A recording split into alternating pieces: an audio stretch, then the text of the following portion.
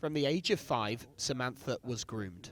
Repeatedly raped until she was 15, she's one of around 1,000 survivors of sexual abuse and exploitation in Telford and Wrekin.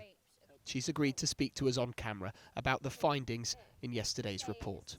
When I first read it, I got quite emotional. It felt as though our story was being laid bare on the page. It felt as though everything we had said was finally being validated after years of being blamed and shamed and silenced. The inquiry found damning failings within West Mercia Police and Telford and Wrekin Council over a 30-year period. Abuse was ignored, victims were blamed, and people were discouraged from speaking out. This report is the only vindication Samantha has ever had. Nobody has ever been jailed for what happened to you. Nobody has ever faced any sort of justice. No, like I said, a stern conversation with one of my abusers was the extent of the punitive measures taken against them.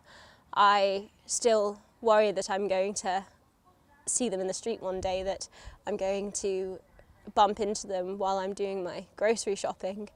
Every back of a person's head that I see that could match one of my abusers makes my heart stop and my throat clag up. It makes me fear that I'll never truly escape. West Mercia Police has officially apologised to survivors and says it's made vast improvements on how it handles these crimes.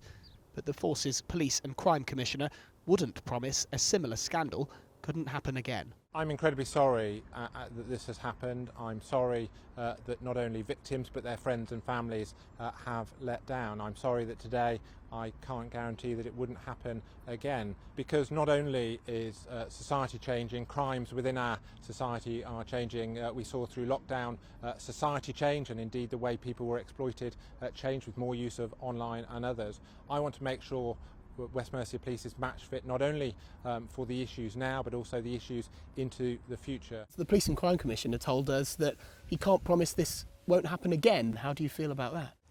I think honestly, as hard as that is to hear, as hard as it is to hear that young girls could still be groomed, raped, exploited and abused and potentially even murdered by adult men, I would prefer the candour that the Police and Crime Commissioner has shown, because frankly, the only way that change is going to happen is if those at the very top accept responsibility for the failings of the past and the failings of the present. The council has apologised and says it's working day in and day out to provide support, and that significant improvements have been made in recent years. But Samantha fears she won't be the last survivor with a story to tell. Lewis Warner, ITV News, Telford.